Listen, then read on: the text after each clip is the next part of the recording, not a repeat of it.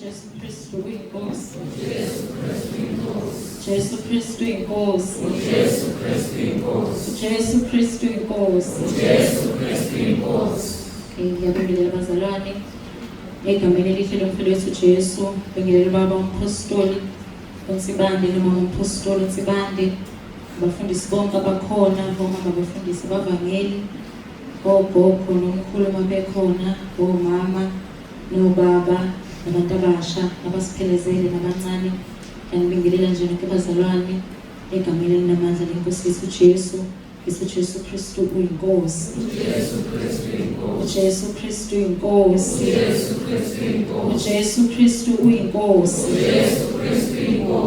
Igama lami abazalwane ngimuvuyile, ngingona Sikhakhane ebranchini yaseMafakatini. Ngizoqondisa nje abazalwane uhlelo lwafishane ngokusizwa inkosi. Ngizocela sihlabelele nje number 75 ebese siyakhuleka sonke abazalwane sinxuse uNkulunkulu ukuba bekhona phakathi kwethu ngomoya wakho ongcwele. uJesu Kristu inkosi. Nkosi ngiyabheka kuwe,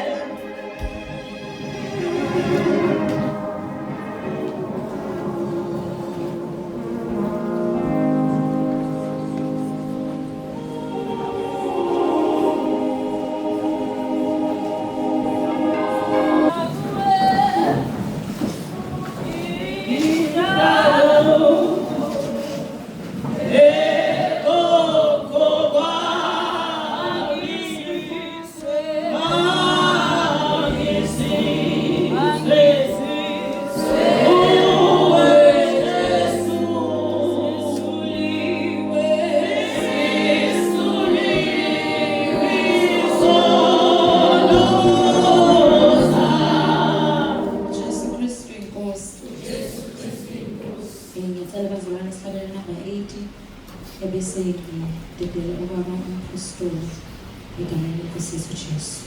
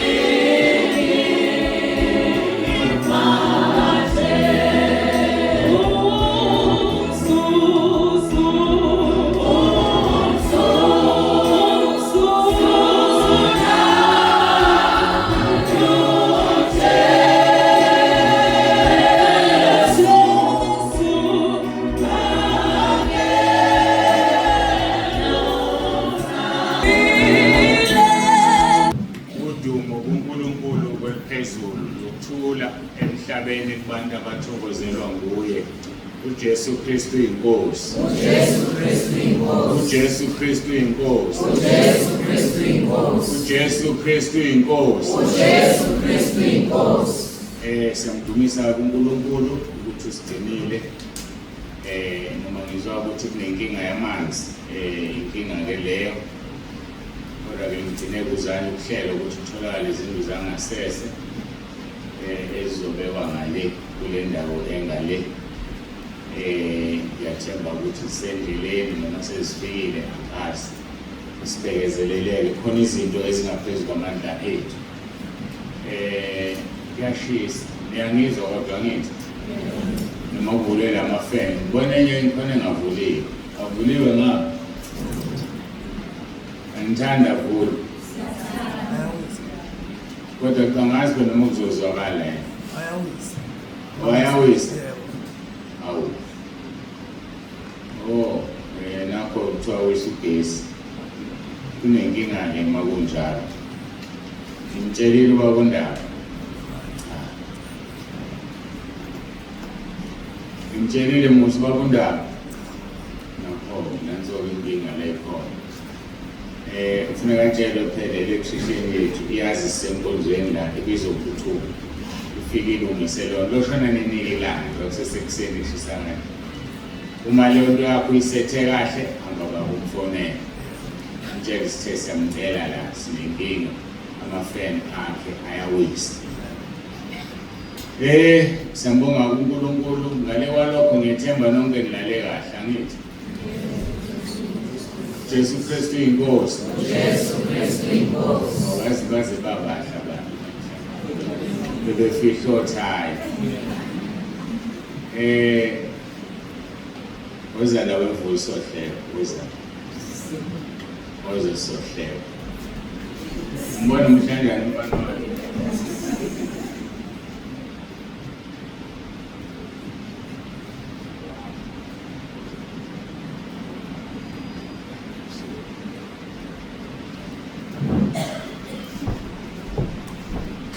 besihlebe indaba zethu zingezethu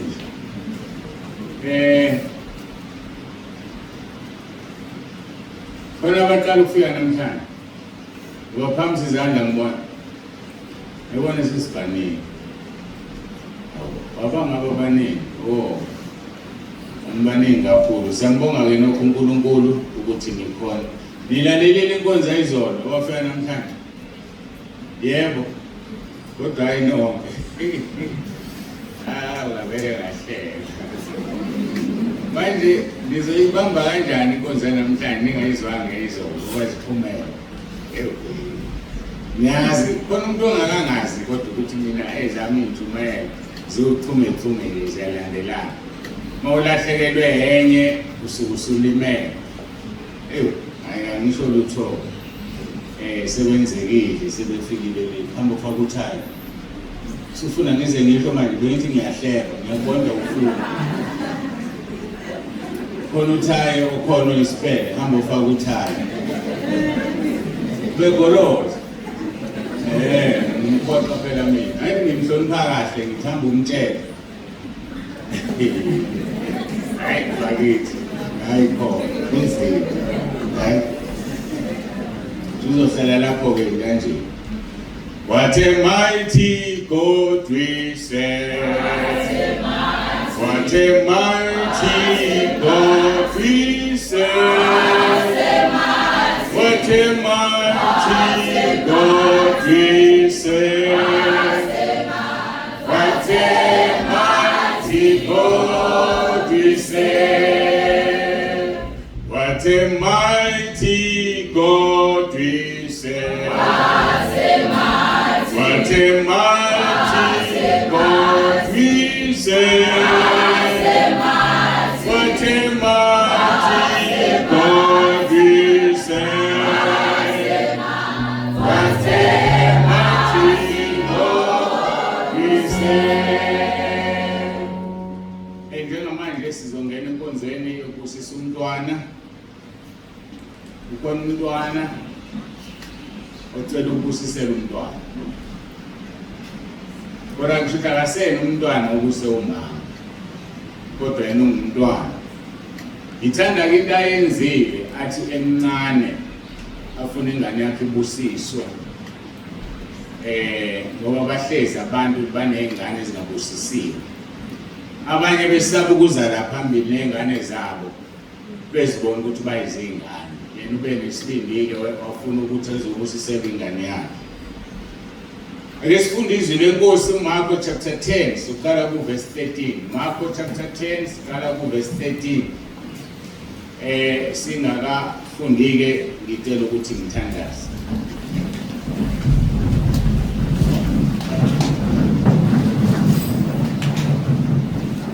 Baba egameni lomfana wethu Jesu ophilayo, uNkulunkulu wethu nomusa, siyazithoba phambi kobuso bakho. Akekho omunye uNkulunkulu esingamguqela. Basho njalo abangani bakaDaniel bathi akekho omunye esingamkhothamela. Noma ngabe ke akasisizi kulomlilo noma uyasisiza kodwa ngeke sikhothame kuNkulunkulu. Sisho njalo nathi namhlanje ekseni busisale inkosi lenkonzo yokusisa komntwana. Kusise nenkonzo ezolandela yezwi nazo zonke inkonzo zosuku sisinikela kuwena mawengcwele zambulu ukhulume uJesu Kristu inkosi. Amen.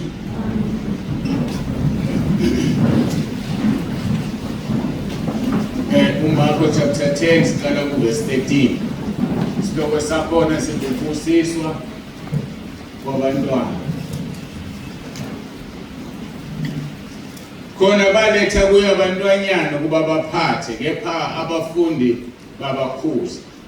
Kodwa uJesu ekubona wathi ukuthela wathi kubo vumelana abantwana beze kimi ningabanqabeli ngokuba umbuso kaNkulunkulu ngowabanjalo. Verse 15. Ngiqinisile ngithi kini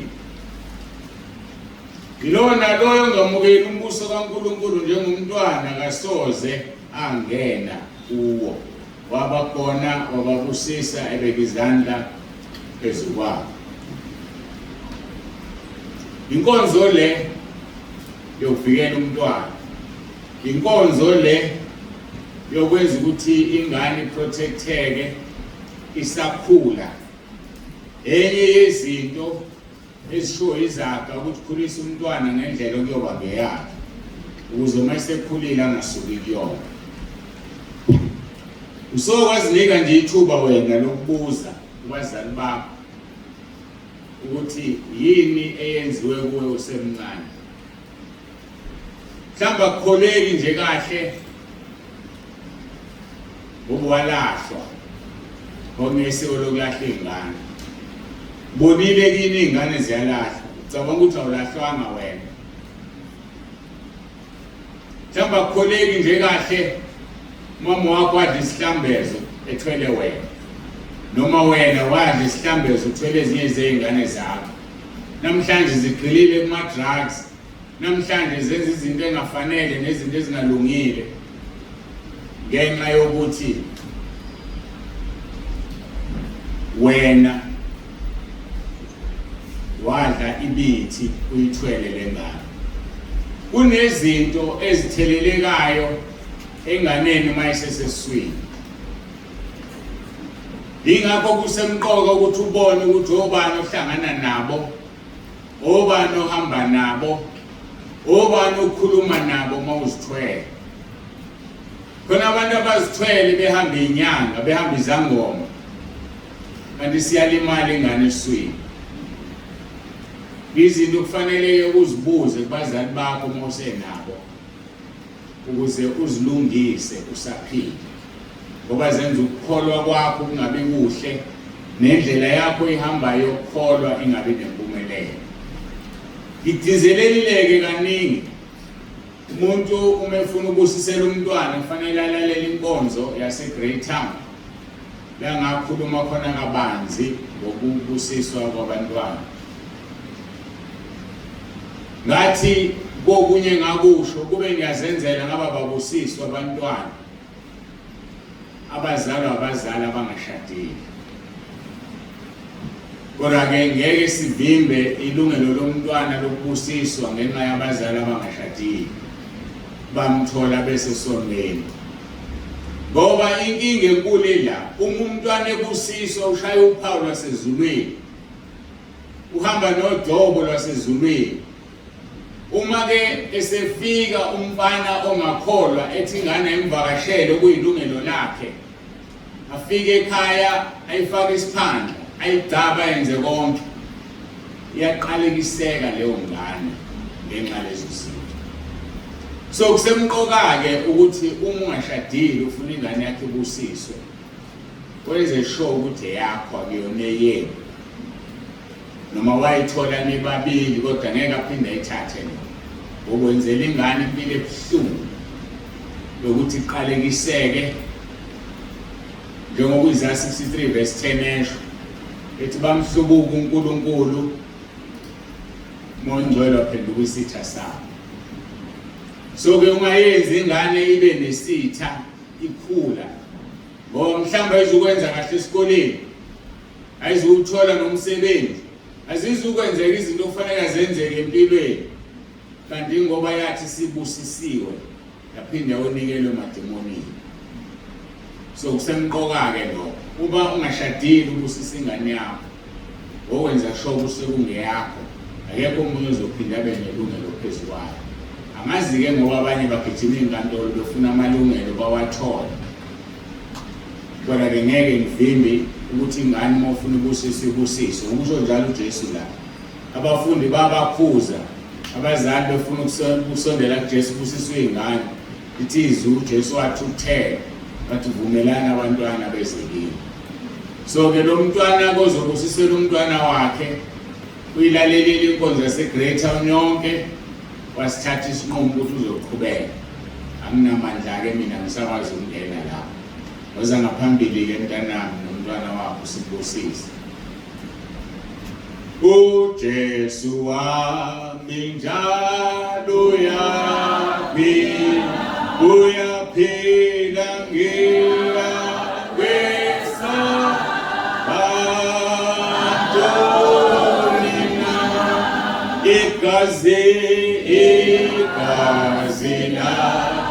igazi lingingqome indlalifa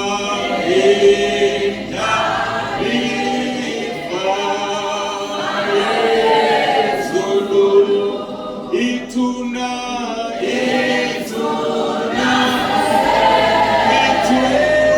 lingqome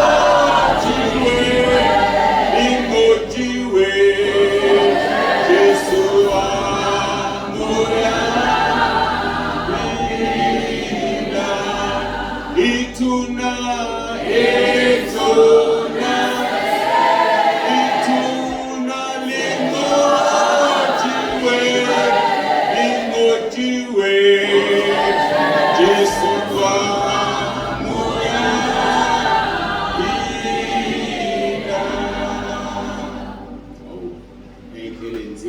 insizwa ngithi iyamthanda umkhulu wayo sithandazele mfana baba egameni lomfowethu uJesu ophilayo nangumntwana Nkosi usihambe emhlabeni wabakhona wababusisa ngiyacela umbusise beke isandla sakho sokunene phezulu kwalensizwe encane ikhule Nkosi ikhonze ikhule Nkosi iphakamise iflege lasezulwini ukho konke beke isandla sakhe kuyo makube nesibusiso busiseke Nkosi nomama wayo ngimnikela kuwena esengumzali okhulisa lo mntwana mbusise Nkosi umupha amandla ukukhulisa lengane ngendlela efanele ikakhulu kuyingane yesilisa yena ngowesifazane mupha ukuhlakanipha okuvela ezulwini ayikhulise ngendlela efanele babusiseke kubabiyele bobabili bakhe umndeni ozophakamisa igama lakho uJesu Kristu inkosi amen.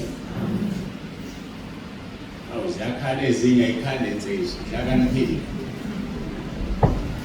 sambonga kuNkulunkulu ngimkhumbula uJesu umhlengi ngimkhumbula malanga sengihuba ngihambe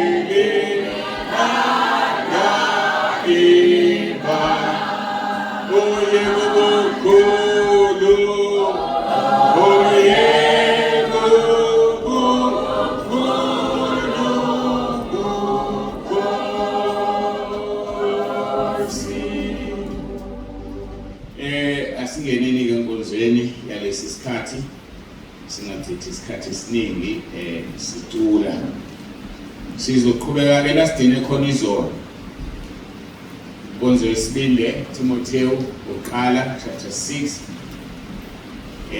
verse 14 Timotheo uqala chapter 6 verse 14 kuya ku 16 kodwa ke sikhuluma ngoverse 14 nje kuphela kodwa ke yathanda ukufunda ngodina uverse 16 ufundeka ke kanje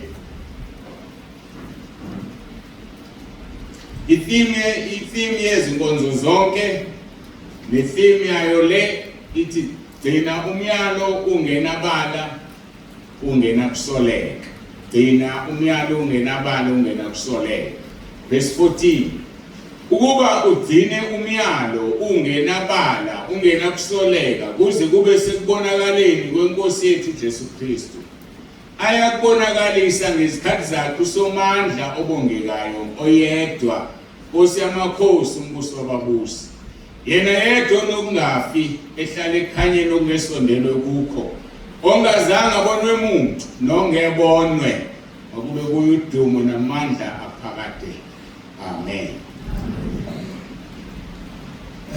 Siqhubeka ke lapho sidine khona sengishilo enkonzweni yokuqala yezolo ebigxile ekutheni uzolahlwa uma ungawugcini umyalo uma nje unebala futhi unokusoleka uyalahlwa umuntu alahlelwe ibala nokusoleka noma ungalenza izwi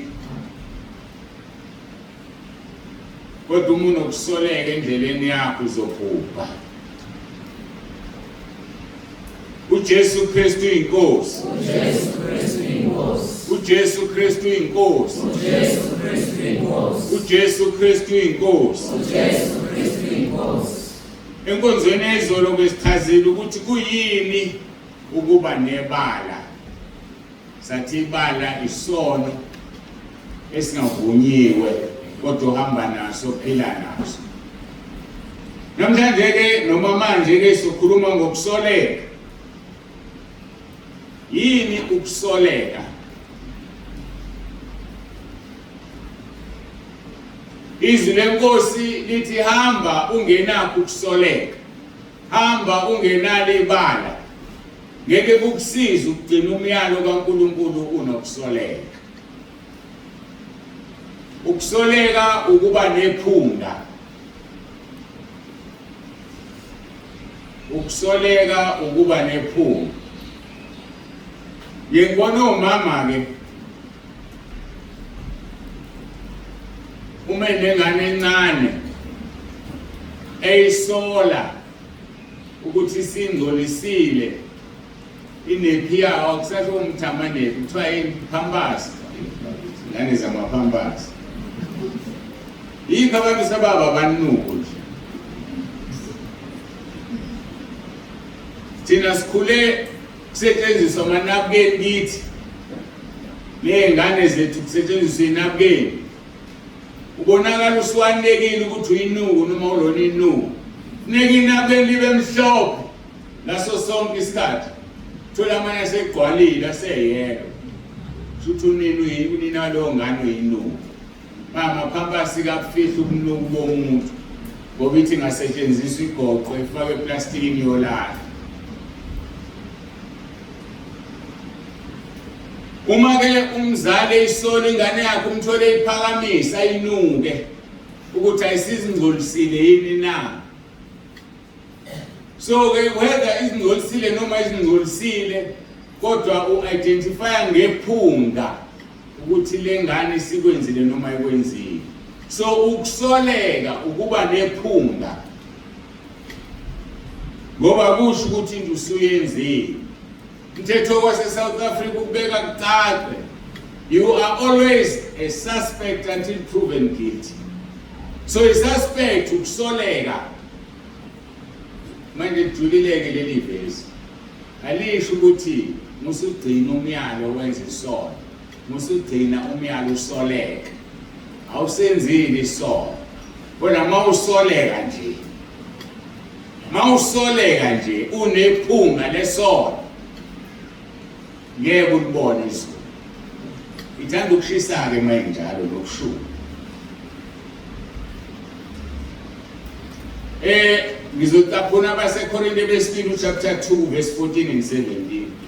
Lithi makabongwe uNkulunkulu osihola njalo odwendweni lokunqoba kuKristu nobonakalisa ngathi iphunga lokwazi kwakhe ezindaweni zonke.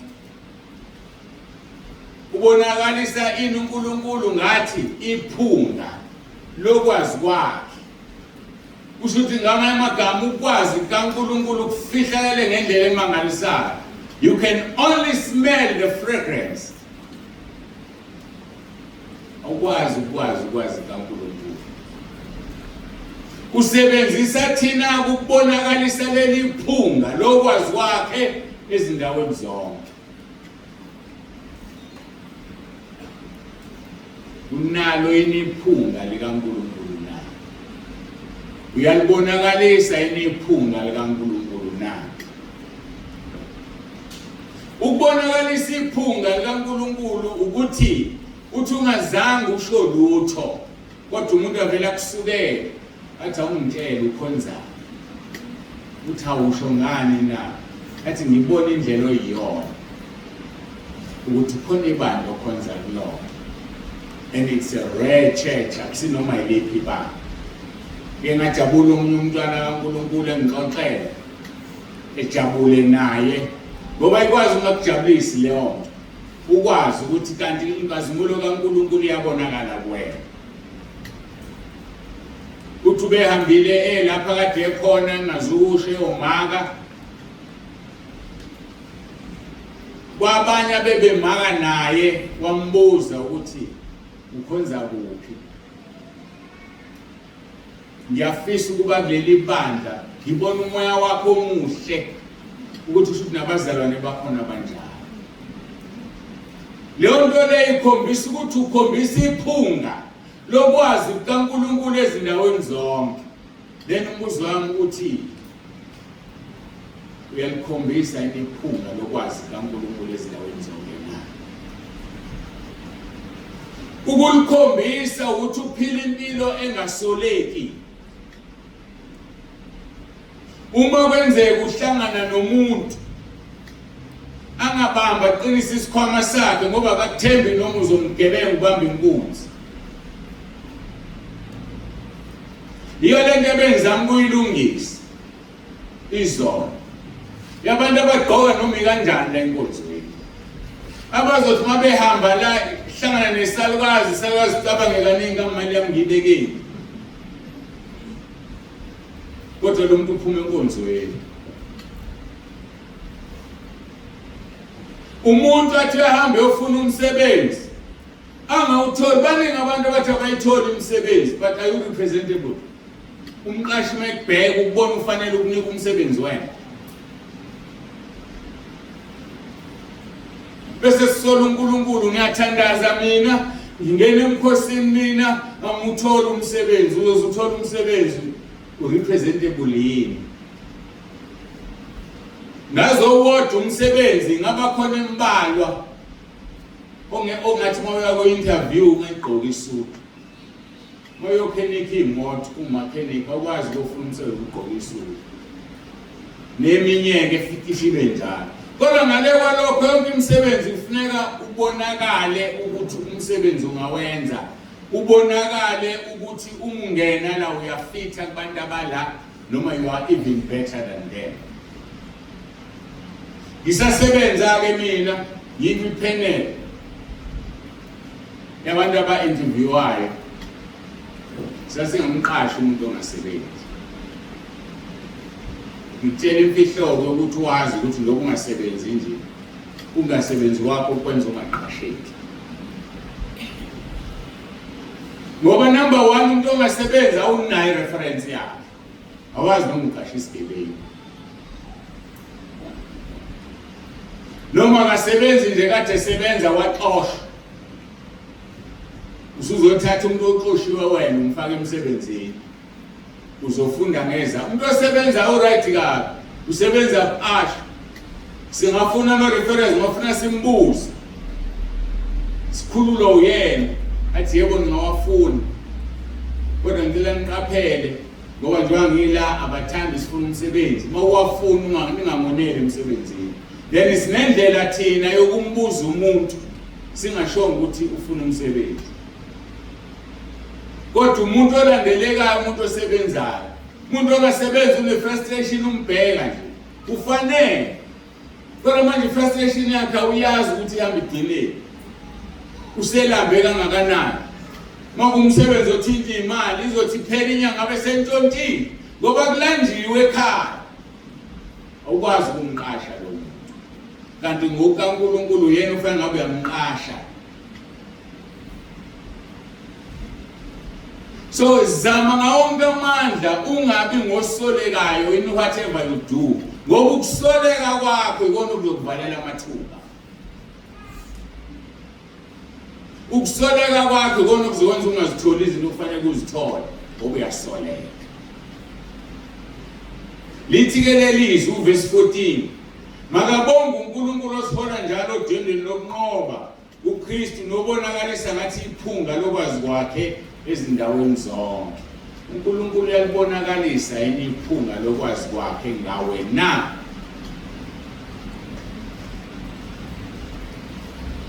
Akudingi ukuthi uzogqoke kahle uzibonakala iphunga lokwazi kwakhe. Kodwa umuntu uyabonakala. Avela abonakala njalo nodoko likaNkulunkulu. Noma bakucele uxolo umfundisi kuphi baba siyabona umfundisi. Ngixoxa nesonto edlule uthi ngaphathiswa izwi ngigqoke ijacket ishirt le ngaphandle ngihamba ngophatha ngoba lokho akusho lutho kangako into eshoyo ukuthi inkazimulo kaNkulunkulu ikhona enkulu. Athi verse 15 ngokuba siyiphunga elimnandi likaKristu kuNkulunkulu kuNkulunkulu kufanele ube iphunga likaKristu, kubantu kufanele ube iphunga likaNkulunkulu lokwazi kwakhe. Kufanele umuntu uma ebheka abone ukuthi njobe nenkinga uma ixazulula wena ngoba uyakubona uwedwa khona lo ngaphakathi kwakho ongasolve iproblem yakho. Ngazi uvesithini ezulwini sikhonjiswa imisebenzi okufanele siyenze okufanele siyenze emhlabeni singayenzanga ngoba ufuni inkazimulo kaNkulunkulu ihlale kuwena, iyasoleka. Kuthiwa-ke siyiphunga elimnandi likaKristu kuNkulunkulu kubo abasindiswayo nakubo abalahlwayo. Siyiphunga elimnandi to both groups, kubo abasindiswayo nakubo abalahlwayo. Yikho besizonda bengasifuni masithi uJesu Kristu uyinkosi ngoba siyiphunga elimnandi kodwa elibashisayo.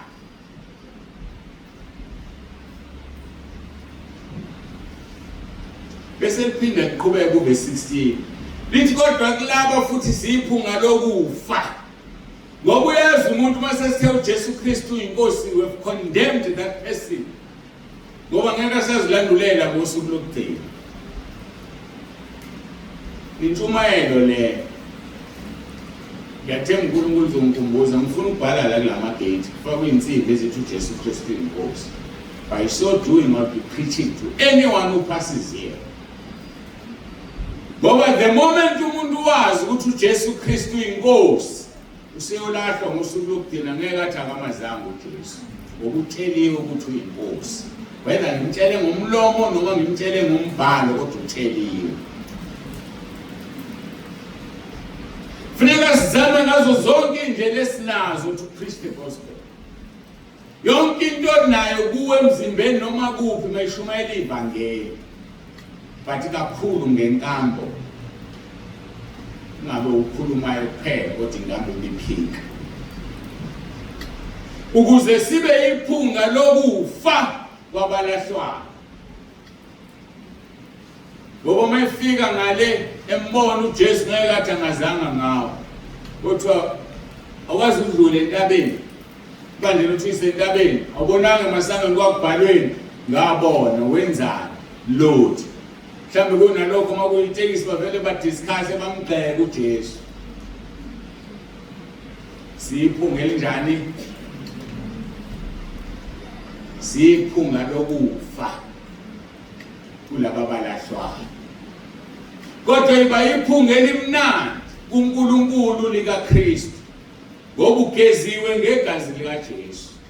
Uma uhambe uyogeza ugeza ngensipho enuka kahle mawusaphuma ebathroom uyezwakala umnunuka kahle kade uyogeza.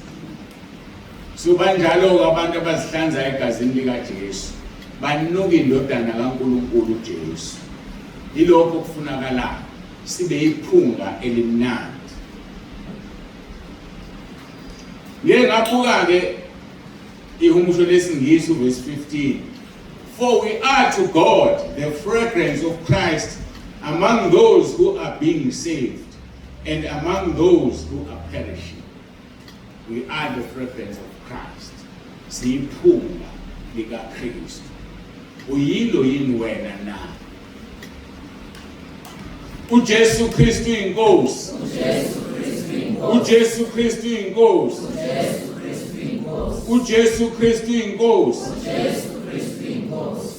Verse 16, to the one we are the aroma of death, leading to death, and to the other the aroma of life, leading to life. And who is sufficient for these things? Ubani ongalingana nalezo zinto na? Yiba iphunga elimnandi. Inhlimi yethu ithi dina umyalo ungenabala ungenakusoleka. Sengishilo ngathi ukusoleka iphunga. Uma nibathatha endlini no4 oyedwa decide ukushintsha umoya. Yes, bantu ususuzile usuzeleni nathi haya kumina. Ubani kanti?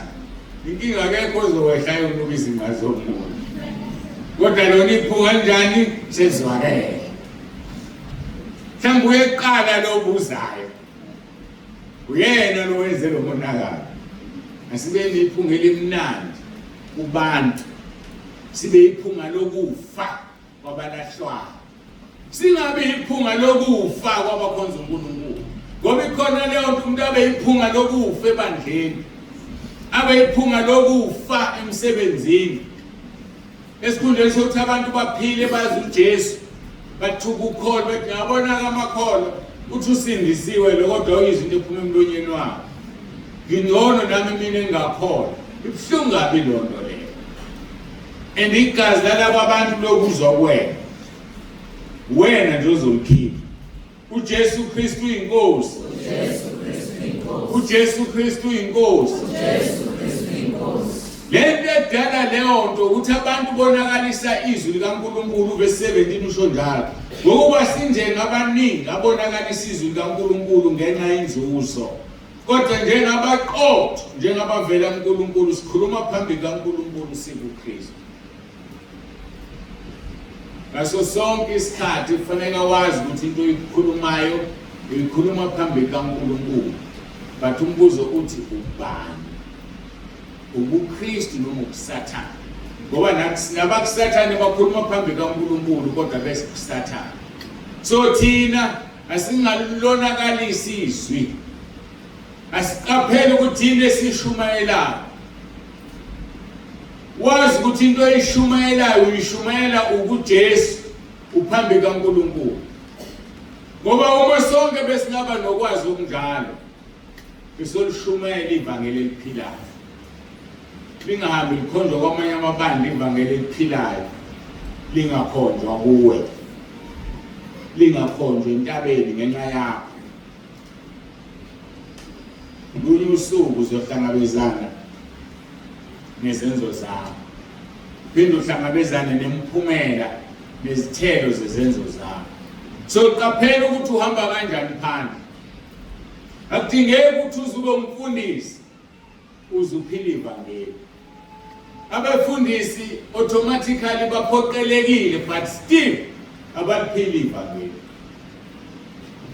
ngesonto edlule bengisemngcwabeni eMtuba angibazi bonke abantu ebengimphambili kwabo ngelinye ilanga ohlangana nomuntu edolobheni asabona umfundisi ngivuma lithi kodwa ngikwazi nje athi hayi ngangikhona emngcwabeni uShumayela eMtuba so mawumfundisi kufanele wazi ukuthi ngaphezulu kokuthi uNkulunkulu uyakubona awubazi abantu abakubona so behave yourself kodwa nawe ngesiyena umfundisi ngoba liyezwe isuku oluvutha njengeziko lapho uzozilanda khona phambi kwabantu naphambi kaNkulunkulu ngakho akafuneki umuntu ohamba ngokusoleka akafuneki umuntu ohambe nephunga afuneki umuntu onakalisa izwi ithimi yethu ithi dina umyalo ungenabala ungenakusoleka uJesu Kristu inkosi uJesu Kristu inkosi uJesu Kristu inkosi umuntu ke uqala ukuba umsolwa uma sekunokufakaza ukuthi uyewonile bese banecala njengoba ngishilo eqaleni ngathi no one is guilty until proven guilty but lalela ke ekholweni you don't have to be proven guilty but you don't have to be a suspect at all la emhlabeni hayi bayophika amacala bewenzile but ezulwini akudingi uzuluphike kufanele ungabe umsolwa ngoba waba umsolwa esihogweni waba umsolwa nje esihogweni basho kahle amazulu bathi ayinuki ingosi wami angithi so noma ungaphika khona ufakazi oqinisileyo bekhona uyenza leyo khona ufakazi oqinisileyo ubani lo ufakazi uJesu khona ezindaweni zonke usibona sonke so ufakazi oqinisileyo So you don't have to be proven guilty to welcome more. You just don't have to be a suspect. Uma uyisuspect ungumsolo, ungapi kahle uhamba ungasoleki. Manje usolekelani wena? Yini sikubona uphuza amanzi? Ngesho waphuza ibhodlela lika beer, sicabanga uphuza utshwala. Kanti cha uphuza amanzi wathele ibhodleleni lika beer. Ngena usesikusolile. Yazi ukuthi ngiyaqala mathawu, uzolahlela isono ongasenzile. KuLuka 17 uthi uJesu kumele sibe khona iqalekiso, kodwa maye kuloyo eziza ngaye. Zona uboshitshwe entanyeni aphonse ejuleni kolwandle. Kusho ukuthini lo? Uboshwa kwethu entanyeni uphonse olwandle ukuthi uzozika ushone phansi ngeke uphakame nangengozi. Ngoba itshe liyasinda lentando manje. So wena icala lakho lokukhuba abantu, icala lakhe lokusoleka. So ukusoleka kuyajeziseka, ukusoleka kukufaka esikhogweni. Ngoba ngesikhathi ekusola lo muntu kanti akunjalo usecabanga into wrong, wenza isono edalwe uwena nobabili lesikhogweni.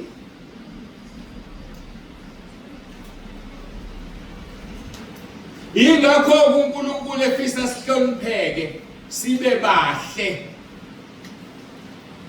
Elithizwi lenkosi akafuni ukubona imilenze yomuntu.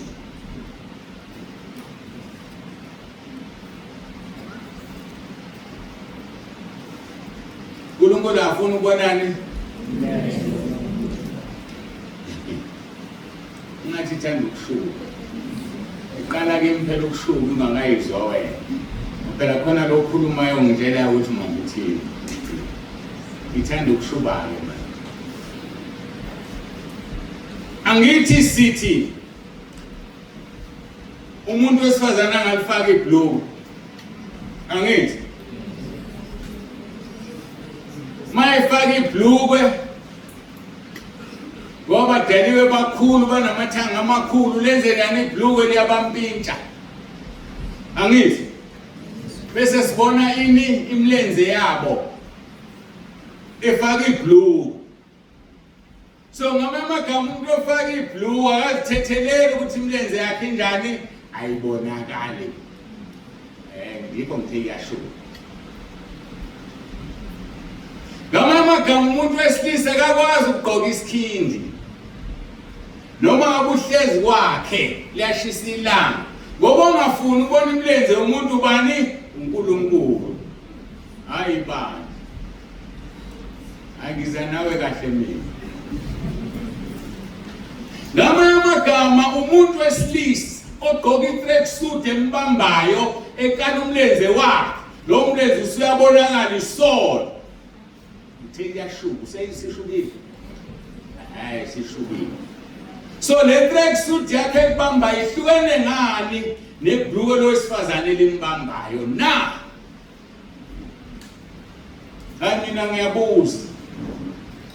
Mawufuna ukuya ezulwini uzohlala ekhaya lethu.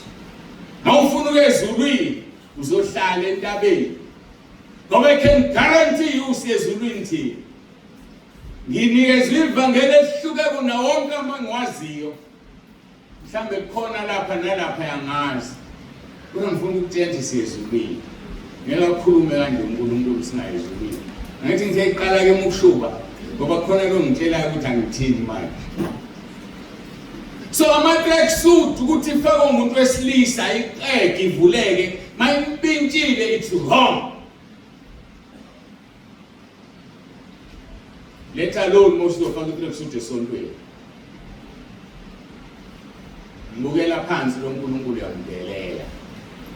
Lukhona usuku lapho ezokuthatha kufake emlilweni ongadedekile. Lapho impethu yakhona ingafi. Masihambeni ngobungcwele phambi kaNkulunkulu ungasoleki. Khona abantu besifazane abanenkinga. Ngenxa yalento engeke ngakhuluma ngayo izolo ekhona. athi mayihlangana nomuntu wesilisa amehlaka wambona hlala lapha enzansi. Uzothini umuntu wesilisa mawufika ezulwini unika ujenga labantu besifazana ongabazi kuthiwa walala nabo waphinga nabo. Ubaphike bese kuveza isithombe sakho ugqoka i-track suit empintshayo. Bese kuthi uyababona besifogweni balala nawe bakhanuka balandela.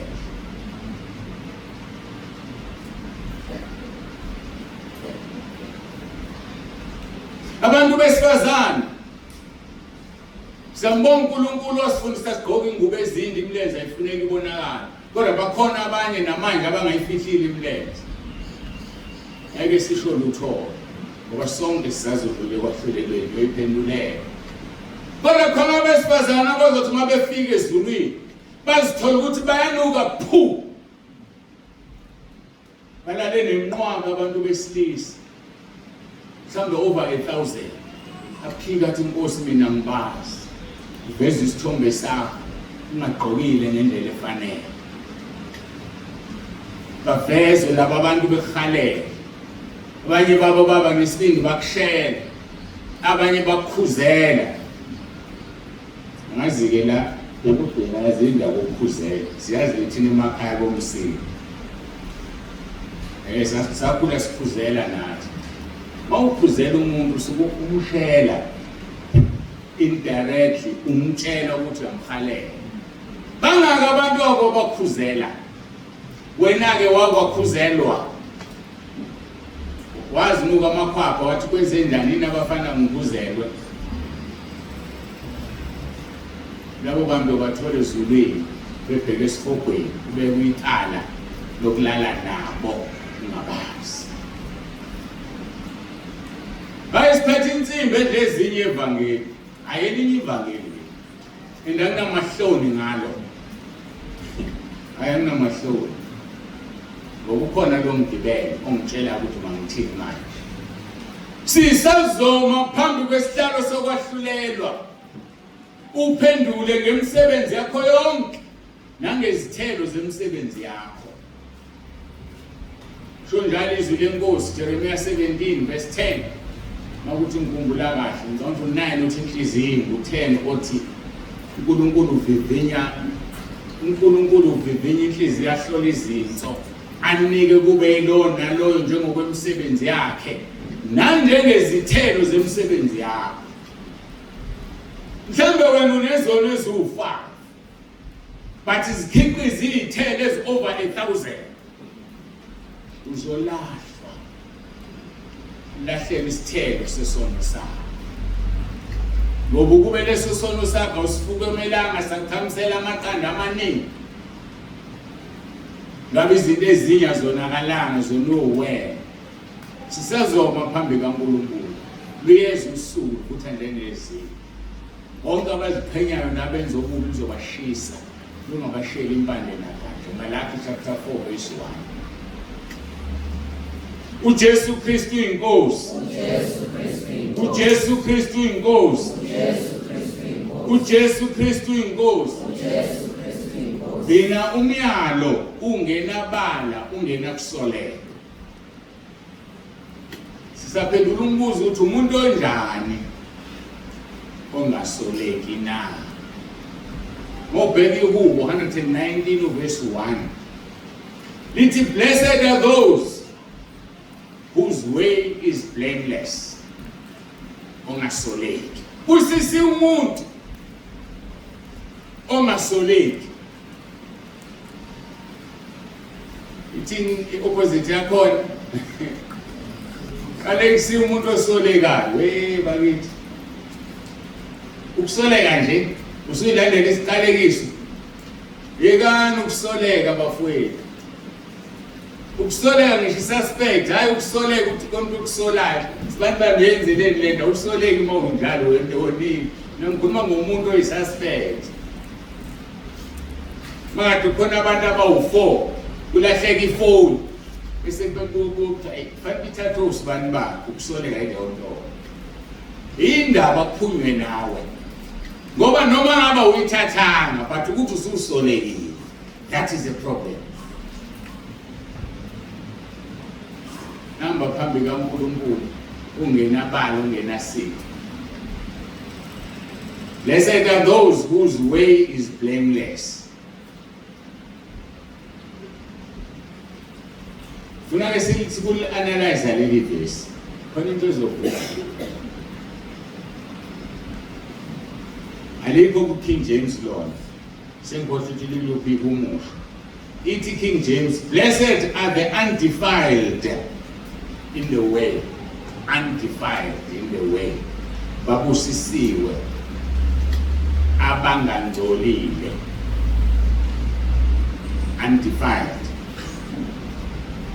Ngesizulu ke siyasazi vele siphuma eteleni kodwa sosiqoqa naso sihlanganise kuthine sokukhulumela. Lithi babusisiwe abaqotho endleleni. Ukuqotho no blameless. Izinto ezimbili ezihlukene kodwa fanele siziqoqele. Ukuze ube blameless kufanele ube qotho. Ngihlanganisa usizwe. Ukuze uhambe ublameless ungenqasoleki ibaqotho. Uma ungekho qotho uzosoleka kwaphela. Umuntu ongasoleki umuntu oqotho. Umuntu ongasoleki umuntu undefiled. Ake sobhekeke singene kona namagama noma inkonzo yabantu abasha. Abantu abasha ngibathanda ngani? Ngoba bane inquisitive mind. Bayafuna ukuthatha yabona ingane engekho la. Uma uyibeka la phansi izofuna into ezofuna ukuexperimenta ngayo. Noma si-experimentile ngoba iqonda ayikho kuzofana nje. Ingathatha inkomishi yakho iphahlaza. Ayazi iphahlazelana ibona ihlukana bese iyahleka. Inquisitive mind. Into omusho njalo. Ufuna ukuzibonela izinto, ufuna ukuzifunda. Yikho ngithi ngiyayithanda le nkonzo. Ake singene kulo leli gama. Ithini Oxford? Mayichaze undefiled. It's not made corrupt. Not made corrupt. Into engangcolile. Into engacorrupteki. Impure or unclean. Untainted. Uncorrupted. Not defiled. Kufuneka kube umuntu ongacorrupteki. Ongangcoliseki. Ongadizelwa, ongahehwa lutho ukuze ashintshe isinqumo esiyiqiniso. Unjalo wena na. Awucorrupteki. Abakaze bacorrupte. Uyacorrupteka nje. Uphodo lokho anwathola ingane ngashadile. You were undefiled, you were clean. You were so clean and pure. Bafika bafana bacorrupta. Khona basacorrupteka ke namanje sengiphumile kubafanele. Akucorrupte nje uSathane. Uzoba isilinge ebandleni. Uzoba isiphazamiso kumfundisi. Uzoba isiphazamiso entweni enqubweni eyenziwayo ebandleni.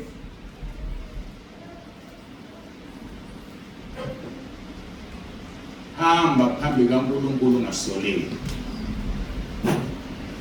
Ungacorrupteki. Sathane angathinti. Adam no Eva, they were corrupted. Ithi inyoka ngempela uNkulunkulu ushilo enthini ngadle la. Siyambonga uNkulunkulu ngabantu besifazana abaqotho these days. Mama sibheka umama wethu Eva wacorrupteka.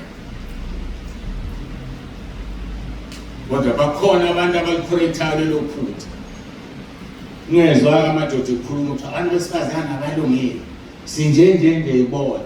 Umuntu njenje uyena boyena usenzelana isono to prove ukuthi awuyindoda wena awona. Siyeke ukublame abanye abantu. Look at yourself.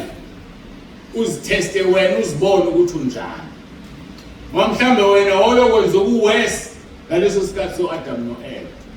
So asiyeke ukublame abantu. Thola namhlanje abantu basablame ipolitiki, bablame ubandlululo. Ingake iminyaka kuthwala uphelile.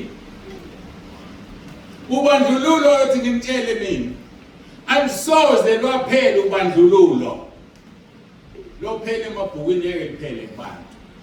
Ngoba ubandlululo akini, kini la uzalwa khona. Lokuyena inkosana wena ukwazi ukwenza ukuthi. Akulona ubandlululo lona. So ubandlululo ngeke liphelele sikhohle ke. Wena sikhonzela uNkulunkulu ukhohle yonke lento edlulayo. Lithi izwi lenkosi thina sibheke ongabonwayo ngoba okubonwayo kuyadlula. Yini lokho aqhele into ezibonwayo? Lemi izinto ezingeke zikwenzele lutho. Zibuke wena ulungisa indlela yakho noNkulunkulu. Ngoba into emnandi ile ukuthi ukuzowedwa kumnandi ezulwini. Ngisho singana nawe ngeke ngibuze ukuzowena. Nawe ngeke ubuze ukuzwa yini. Into ebuhlungu yobuzo wethu ubuhlungu esikhogweni. Noma ngingana nawe ngoba ngikhala ngedwa. Nawe ukhala wedwa kodwa sibukana kanje esikhogweni. So manje asikho isidingo lokukwenza ulalela umuntu usaba umuntu akanalo izolo anaso isikhogwe yakwenzeleni. Wena khonza lo akufele esiphambanweni oyindlela neqiniso nokuphila. Uthi ngeke uye kubaba ngaphandle kwakho. Emva kokube buye ethuneni uthi ngiphethe ihluthulelo zokufa neHades. Ngeke uye esikhogweni engavumile.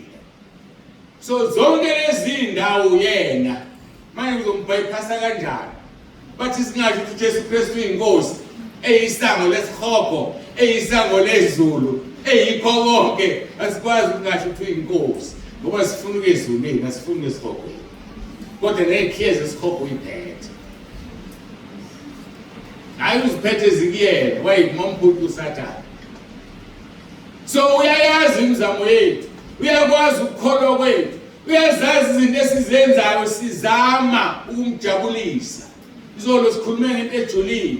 Wathi ufuna isihawu ngoba isihawu siyazigabise kwahlulelweni.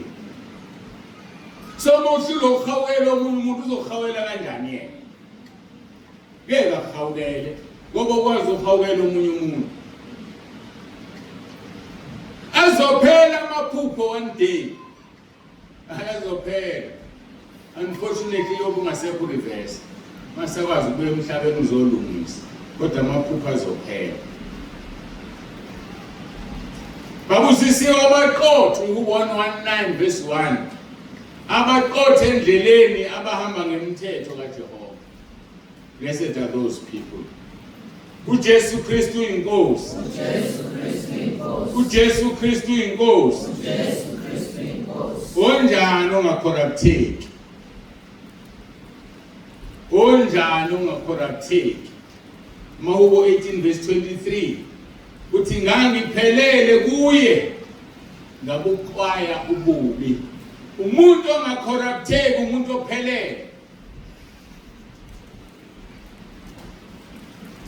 Matthew chapter 5 verse 48. Phelelani njengokuba uyihlo sezulwini ephelele. And most uphelele ngeke ucorrupteke. Jesu akazange acorrupteke la emhlabeni. Philile emhlabeni but he was incorrupted. So asihambeni enyathelweni zakhe. Ngangiphelele kuye ngabuqwayo ububi verse 23 weHubo 18. I was blameless before him and I kept myself from my guilt and iniquity. Zigcine zilondoloze. Onjani ongangcoliseki? Olondiwe. Olondiwe. Lokhu esikusho kuRoma 10 verse 9. Ilondoloze inkosi uzungivuse ngosuku lokugcina. Uma uanalyze uRoma 10 verse 9. Ningi izinto ezifakwe lapha. Okwathiwa ngizifake ezenza umsebenzi onzima. Mase siuphetha lo mkhuleko sithi ngiyabonga egameni lakho Nkosi Jesu. Mafunda uRoma 10 verse 13 lithi bonke abayokhuleka egameni lenkosi bayosindiswa. leyo sentence encane ngiyabonga egameni lakho Nkosi Jesu. Usho ukuthi ukhulekile egameni lakho. Usho uconfirma uRoma 10 verse 9 nango verse 13. Lo mkhuleko wakhiwe nendlela ezichwepheshe endlela ongazuyibona. Awakhiwanga yini? Angizinike udumo. Kodwa ngifuna ukukutshela ukuthi uma ungawunaka ulandele uzomangala amavesi afakwe lapha. Mfushane mncane bayawudelela bawuza ukuthi umuntu uncela umkhuleko namandla. Awukho dlula uRoma 10 verse 9 ngeke uthole. Ngeke uthole.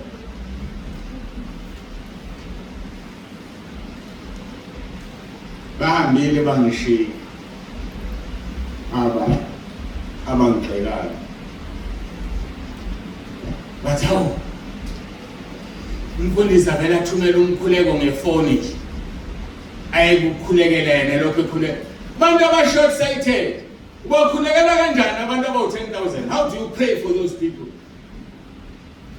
aba more than 10,000 ngoba khona lana idlu kusakhona lemkhuleko la ngazikhona mina abangekho ekhaya lezo Ngabe nomqondo omncane lidlala umfundisi nje wemthumelela umkhuleko ngefoni nami seniyathandazake lonishe emva kwakhe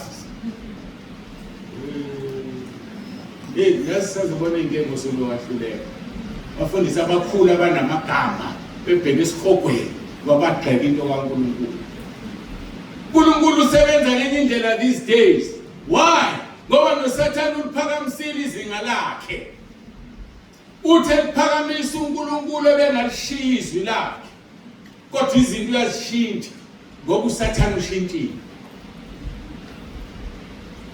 kuzolunga loyo ozobeka indlebe yakhe ukuthi uthini moNgcwele kanti yini umsebenzi kaMoNgcwele ukuzositshela izinto ezikhulunywa ezulwini ezingekho la ezwini lithi izwi leNkosi uMoNgcwele lesikhumbuzo okukhulunywa uJesu kula izwini akhulumile abese sibikela lokho akuzwayo ukukhulunywa ezulwini lokho abezwa abangakuzwa lokho abezwa abagxekayo ngoba suke bengekho kule meeting esikuyona noMoNgcwele so bayeke besigxeke lezi usuku lokugcina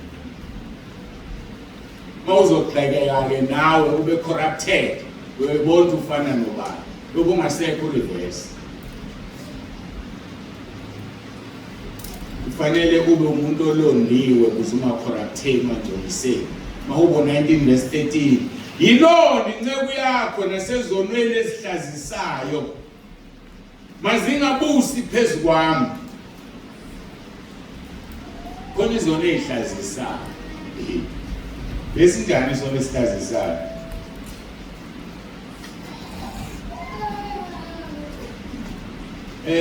Matho hlele ithi problem ifana ngadeni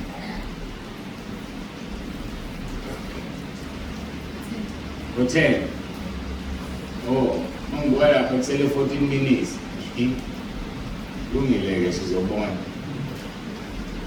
yilona incebo yakho nasezonweni ezihlazisayo mazingabusi phezukwami New King James Version keep back your servant also from presumptuous sins let them not have dominion over me izinjani izona ezihlazisayo let them not have dominion over me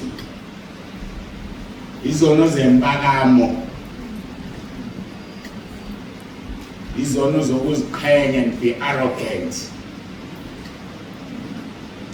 uyayizonda uNkulunkulu ezozonda uyathandaza ukubhalela ihubo ukuthi ngilonde enkosi from those sins kuba izono ezibulala abantu i-presumption behavior lithini lizwi ngalezi zono ezihlazisayo Deuteronomy 1 verse 43 ngokhuluma ke kanjalo kini ngakhuluma ke kanjalo kini analalela kepha nahlubuka ezwini kaJehova naziqhenya nakhuphukela entabeni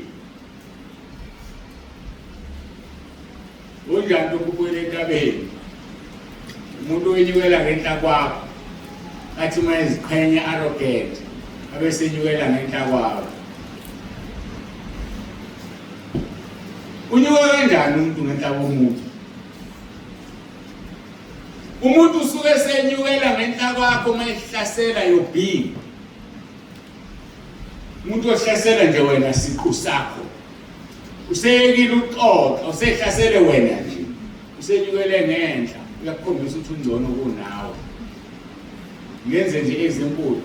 Athi mayikutshela umuntu akutshela, kambe wena ubani wena? Yazi wena ngithi wena uzalwa isangoma wena. Yini uzomtshela uzalwa isangoma? Yabona lo muntu senyukele ngenhlaba. Ngithena ngazalwa isangoma. Sengathi umuntu uyayicelela ukuthi mayingakazalwa ngifuna ukuzalwa ubani. So umuntu ohlasela ubuntu bakho, that person is arrogant. Uyazikhanya usenyukele entabeni, yehlela ngezansi wena lale ngathi umzwanga. Akusamphenduli. Ngoba uthi wena niyaxoxa. Kamsehlasele wena. Lithi izwi lenkosi asibambene nenyama negazi. Komhlaselelana umunye umuntu. Ngoba thina silwa nemimoya namandla obumnyama semkhathini. Kufuneka sidlule kumuntu arrogant. Sazi ukuthi uSathane. Kodwa manje sekhuphukela ngenhle ehlasela uqobo lwakho. Thuku ungabusaqhubeka. Ngokuzolimala. Ungabusalapheka kwelikamoya. Khona abafundisi aba-arrogant mabela phambili. Amhlasela umzalwane azophuma naye ngale. Mina ngithi thulu ngabusaphenduli. Thatha udaba oluphonse kumnikazi walo ukuthi inkosi wena yazi. Ngabusaphenduli. Umuntu arrogant uzokufaka isikhogweni uso. Uzothuthela uqinane. Mawunhliziyo yakhe incane wazi uthatha isilimazi umlimazi. Udlule esikhogweni mosudlule emhlabeni. uJesu Kristu inkosi. uJesu Kristu inkosi. Usenja ufunda lento ngibhekene nayo. Deuteronomy 17 verse 12 and 13. Sikhuluma ngabantu abaphakeme aba-arrogant. Umuntu oziqhenya umuntu oziqhenya ngokungalaleli umpristi omiyo. Ukukhonza phambi kaJehova uNkulunkulu wakho noma umahluleli lo muntu makafe. Wena ukhiphe ububi kwaIsrayeli. Ake ngiliphinde ngoba ngilifunde ngalokho ngingabazi. Umuntu oziqhenya ngokungalaleli umpristi omiyo ukukhonza phambi kukaJehova uNkulunkulu wakho noma umahluleli lo muntu makafe. Wena ukhipha ububi kwaIsrayeli. Bonke abantu bayawukuzwa besabe bangabe besenza lokuziqhenya. La uNkulunkulu wayekhuluma noMose. Umuntu oziqhenya ngokungalaleli umpristi ome phambi kwakhe emiswe uNkulunkulu ufanele ukufa. Khona abantu abaneqalekiso ngoba bahlasela abefundisi babo. Umfundisi wakho umpristi omiswe uNkulunkulu phambi kwakhe uNkulunkulu.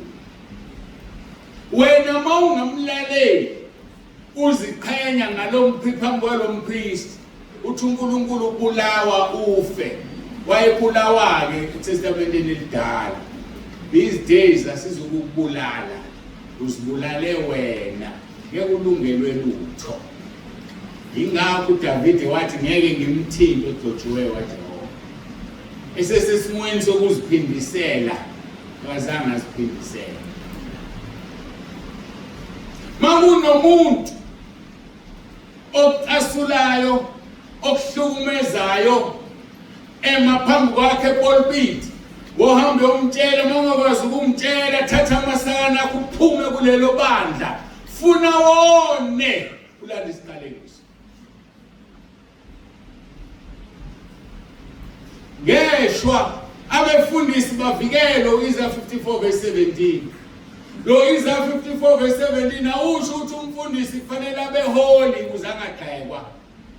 Kufanele abe holy ukuze kungakhulunywa izwi eliphambene naye cha. Uthi Isaiah 54 verse 17 asikho isikhalo esilolelwe yena esiyophumelela nolimo olumvukela uzolwahlulela. Abesethi yifa leyinceku kaJehova. ukuthi ngikhonza kanjani doesn't make any sense. So qaphela, uNkulunkulu uzoziphindisela yena ngesikhathi sakhe.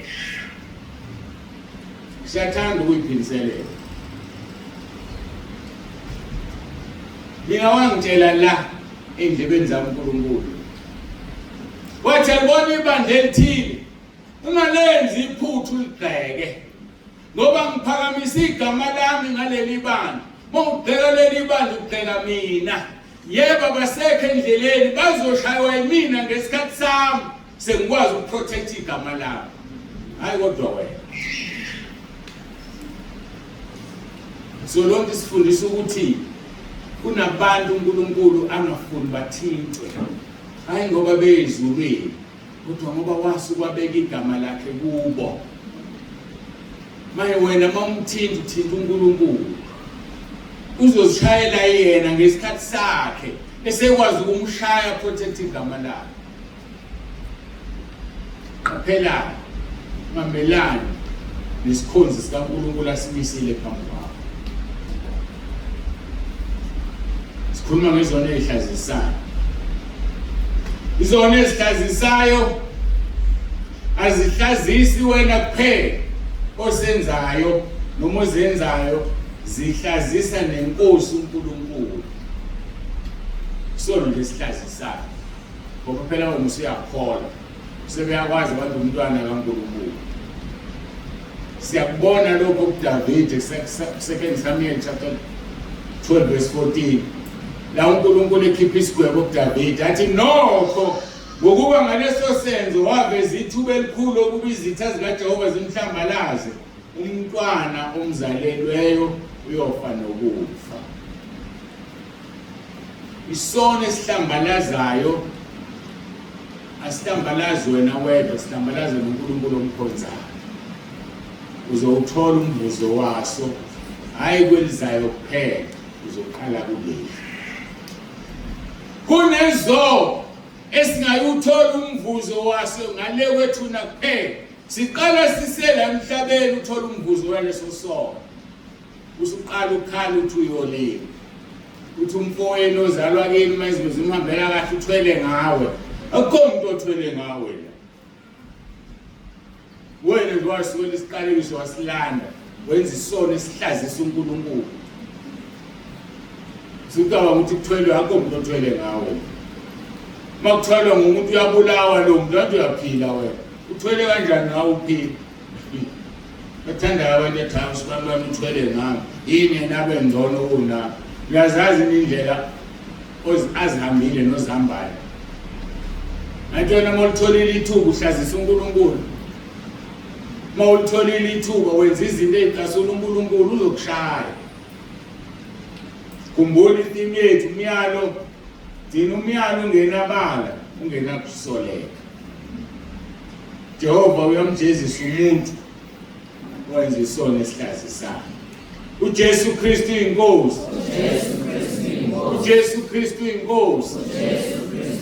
Ifeze uyigcine inkonzo oyinikiwe kungabi icala lokweswe. Ifeze uyigcine inkonzo oyinikiwe. Iphetha ngokuquote uJakobe chapter 1 verse 27. Ukhonzo kumhlophe ongenabala phambi kaNkulunkulu Baba yilokhu ukuhambela izintandane nabafelokazi osizini lwabo nokuzigcina kungabi icala lokweswe. Khonza uNkulunkulu ngokumhlophe. Intandane uyazinaka. Uzenzelani intandane? Abafelokazi benzelani? Ngikhulume nobaba emakhaya noma ikuphi la nilalela khona. Bathanda kabo baba umama masefelo unkosikazi. Ayidlisa satshanyana. Athi ngizokuthengela usawoti.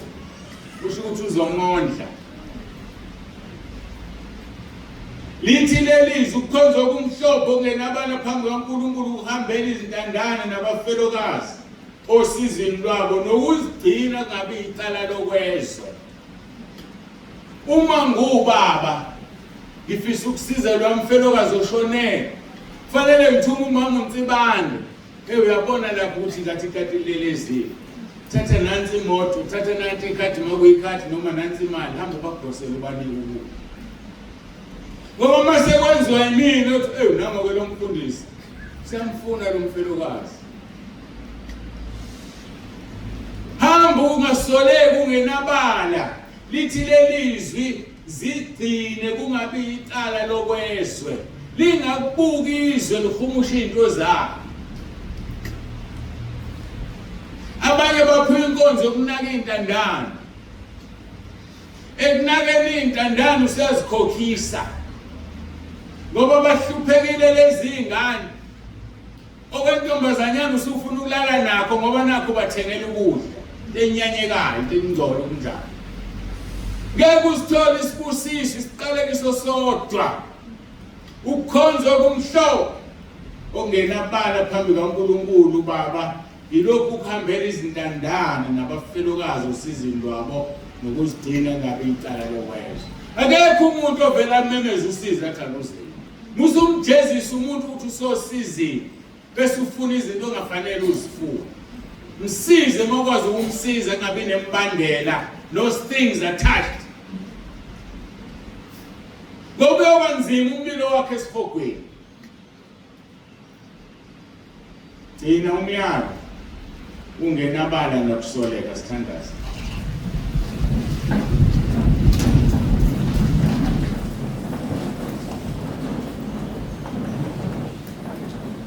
babongcwele babulungileyo baboneshawu ongasiphathisa njengobona kwethu mase sizile kuwe sazivuma izono yasihlanza usingcwelise siza kuwe nangalomzuzu kuyekho uNkulunkulu ofana nawe siyakubonga Nkosi ngevangeli osinikeze lona siyakubonga Nkosi ngensimbi edlezinye siyakubonga uNkulunkulu wethu ngendlela emangalisayo siza labo becebo lakho laba abalotshiwe encwadini yokuphila bahlale bahambe bengasoleki bahambe bengenalo ibala kuze bangene ezulwini dumo lonke silinikeza wena nangalesi sikhathi uJesu Kristu inkosi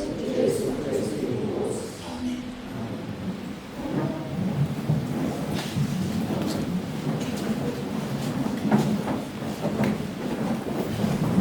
Buyisela kumphathi ohlelo ngibheka laphaya umzuzu umthathe emva kwehora leshumi izamile kodwa ngahluleka